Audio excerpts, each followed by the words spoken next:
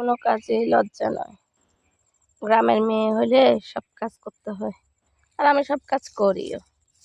এই যেমন এই আইলগুলা বাঁধার সময় আমি ছিলাম, আপনাদেরকে ভিডিও দিচ্ছি। হ্যাঁ, এই যে ওখানে তখন ছিল বাঁশ 2টা, এখন অনেকগুলা বাঁশ বাইরেছে, 3টা আর একটা বাইরে হইতেছে। তো যত্ন করলে রত্ন মিলে, আর গ্রামের মেয়ে হইলে সব কাজ করা লাগে।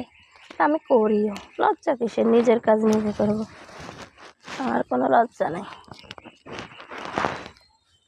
আর আমি যে করি না তা না, আমি ছোটো থেকে সব কাজ করি। আমাকে অনেকে মাঝে মাঝে জিজ্ঞাসা করে যে আপনি রান্নাবান্নাও করেন। আরে আমার কি রান্নাবান্না কি অন্য কেউ আসি করে দেয় নাকি নিজেরা করে দেন? আমার নিজের রান্নাবান্না নিজেই করি।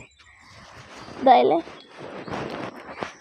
বোঝা যায় না, বোঝা যায় না যাওয়ার কি আছে। আমি রান্নাবান্না শেষে আমার পরিপাটি আমি হচ্ছি। হ্যাঁ,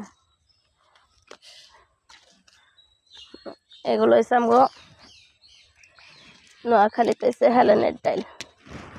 তো এগুলা দিয়ে এই কচিগুলা দিয়ে ভর্তা করা যায়। কালকে যেমন খাইছি ভর্তা।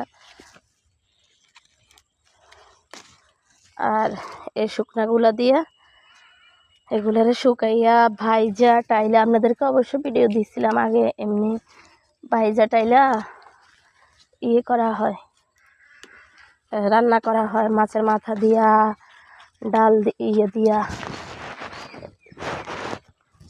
যে কোনো শাক টাকের সাথে দিলে সবচেয়ে প্রিয় হচ্ছে হেলেনের ডাইল আমার, টেস্টও বেশি।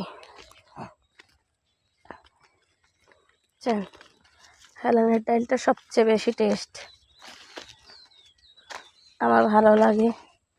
এই যে গাছ থেকে আরও বটবটি নেওয়া হয়েছে, লোকবাসী।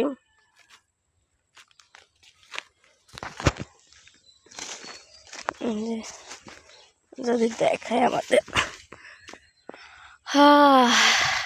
ধান কাইটা ফেলতেছে, সব কাইটা ফেলতেছে, যে ধান নিচ্ছে।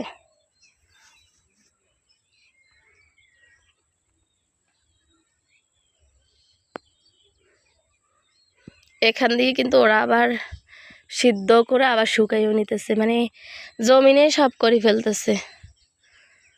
আগে এই জমিনটা কত বড় ছিল, যে ব্রিকফিল দেখা যাচ্ছে কত বড় ছিল, কলেজ দেখা যায়। তো এখন এই যে মানুষের আবাসিক গাছগাছরা বাড়ি করে ফেলতেছে, ফেলছে অলরেডি, দেখা যায় না।